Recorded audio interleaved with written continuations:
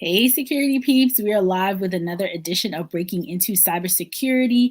I am Renee Small, cybersecurity super recruiter, helping demystifying cybersecurity careers for the month of October, which is Cybersecurity Awareness Month, and helping amazing leaders hire great talent.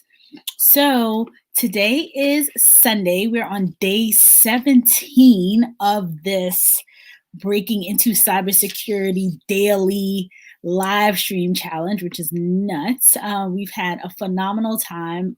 Almost, I think 15 or so guests come on and share all their experiences. And today I'm going to do another Ask Me Anything.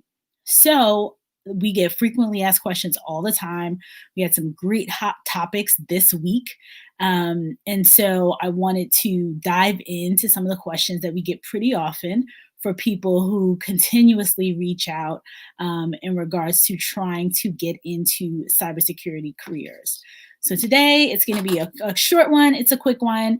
I'm going to go over a couple of the frequently asked questions. I'm going to share a couple resources for you that are some of my favorite resources. So I'll share a couple of those, and then that's it.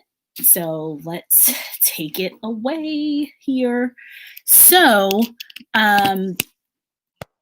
first things first, I want to talk about a couple resources that most people on here are either looking to break into the industry or grow their careers. So those are the two most, the folks that watch this or listen the most.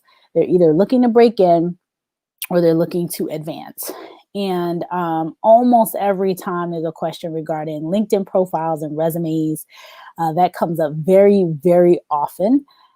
So I wanted to, and then also the job hunt, especially now in the middle of COVID-19, really understanding what it takes to look for an opportunity. It is definitely more complex, or there's different nuances, especially since almost everything is remote. So being able to navigate the remote hiring process. We had Justin Jones on here yesterday. We've had a number of people who really dig into helping with the job search. So I'm going to share my screen, and let's see here. I want to show you all. I usually talk about this one site, but I want to show it to you. So I am going to go to a website called JobScan. And so with JobScan, what it does, and I talk about this quite often, it's a tool that helps your interviewing chances. So typically when we have, I usually share with you all and our guests, talk to you all about how to go about applying to positions, and what algorithms and the ways that, applicant tracking systems work. And fortunately or unfortunately, applicant tracking systems are here to stay right now. So we all need to figure out how to hack the system, right?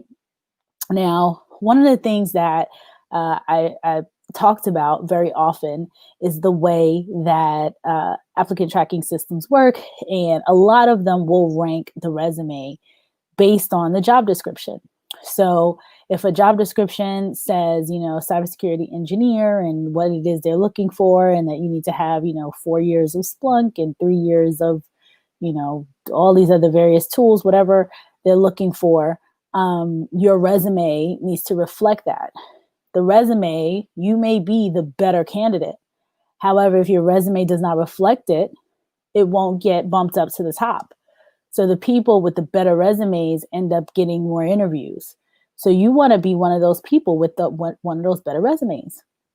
And so this is a tool that I found out. So obviously, there's resume writers out there and other people that can help. But I thought this was a really, really great resource. It's called jobscan.co. I think I tend to say .io, but it's jobscan.co. And what it does is there's two components to it. There is there's the resume and job component, and it will provide, and then there's a LinkedIn component too. So what it does is it tells you the match rate that you would have with your current resume. So what you do is you drop in the job description and then you drop your resume in. And so, in this case, it's giving you a sample. You probably can't see this that well, but providing a sample. And what it does is it shows you, okay, according to your resume right now for this particular job, this sample job, you only would have a 63% chance, or yours would be ranked in the 63rd percentile, which means, like, for example, I know on LinkedIn, you have rankings that go up to probably 100. I've never seen 100, but definitely in the 90s. So the folks that are ranked really high in the 90s, if there's 5 or 10 resumes in the 90s, those resumes are the ones that will get, or those LinkedIn profiles are the ones that will get chosen first. Then we go down the list. So if there's resumes that are in, the 90 something, it says 90 something percent accurate or 90 something percent aligned to the job, we're going to go after those resumes first. That's what recruiters do. It is what it is. There are sometimes applicant tracking systems that don't rank things like this, but 9 out of 10 applicant tracking systems, this is what they do. LinkedIn isn't necessarily an applicant tracking system per se, but as you all know, you're likely watching this on LinkedIn. The application applying to LinkedIn works somewhat similar.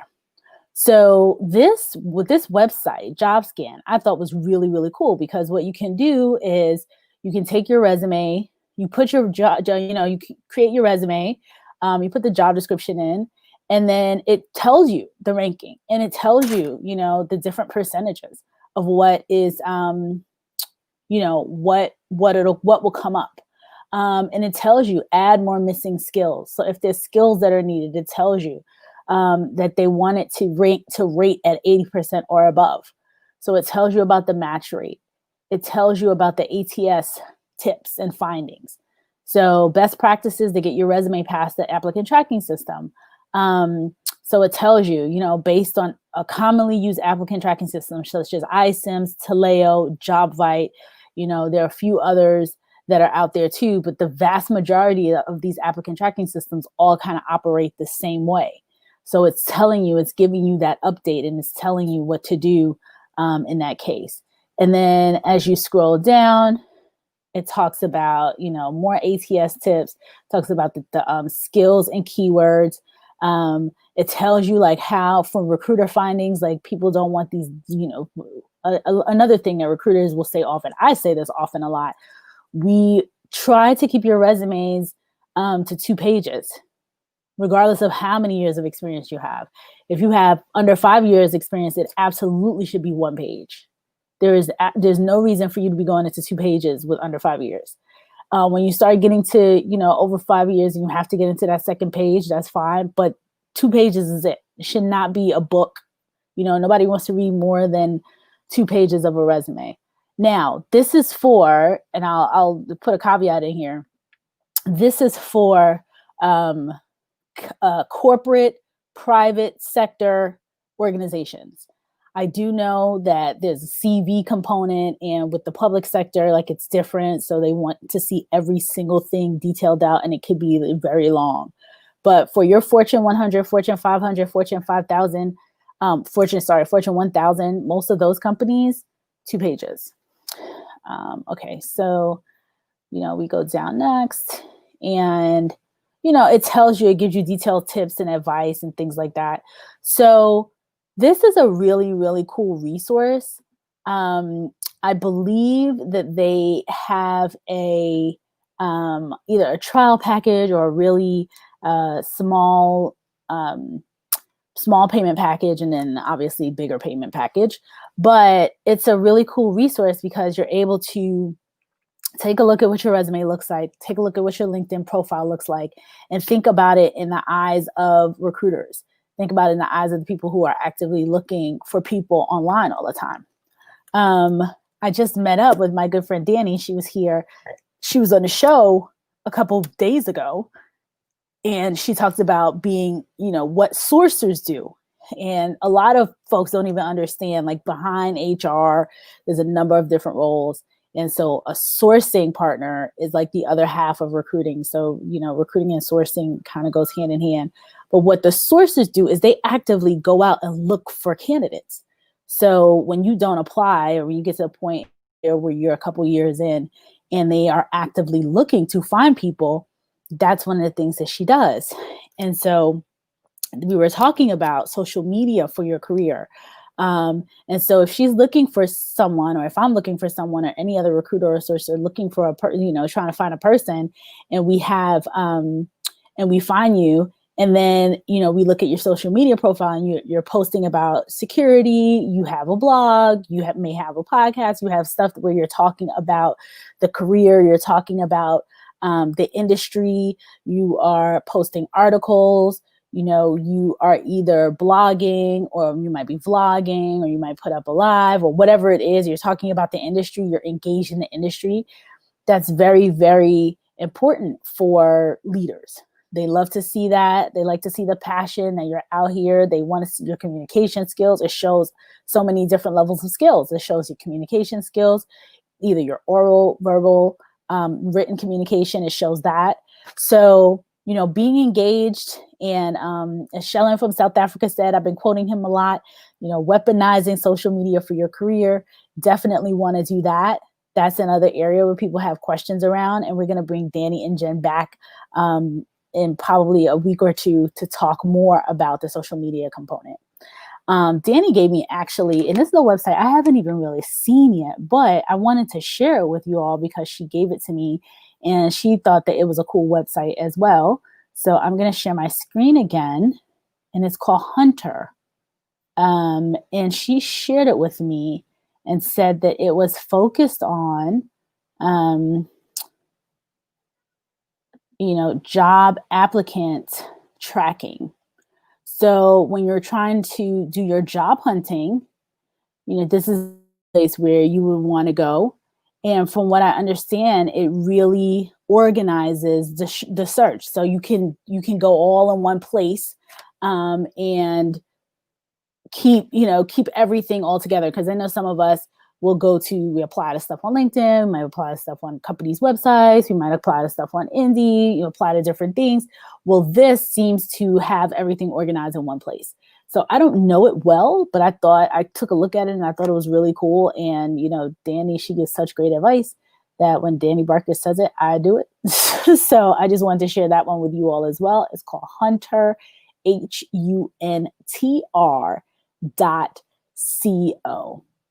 And that one, it should be helpful for you as well. So, weaponizing social media for your career, ensuring that you are, applicant tracking system, battle ready. So making sure that you can take a look at your different jobs on social media, on, your profile, your LinkedIn profile, your various social media profiles. If you're also in other places online, like a GitHub or something like that, like having your profile available so that people can search, and providing the right information that's eye-catching, that has all the keywords in it, is still key. It's still important. If you're underground, or if nobody knows who you are, then it's going to be very difficult, especially when you're starting to break into the industry. Now, we have some gurus that they stay completely underground, but people come to them with work. If you are out here searching, it's a different ball game. So, you want to be visible and have that really good LinkedIn profile, resume, and use tools like JobScan and Hunter. So this was going to be short. It's 15 minutes. I'm glad anyone that sees this, leave a comment, share your questions. I'm happy to answer them. And if I don't have the answer, I will go to all of these gurus that I know and ask them about how to be the best at job hunting right now. So Take care, everybody, and I will see you on another edition of Breaking Into Cybersecurity. Bye-bye. Hi, Belroop. You're welcome. Bye, everybody.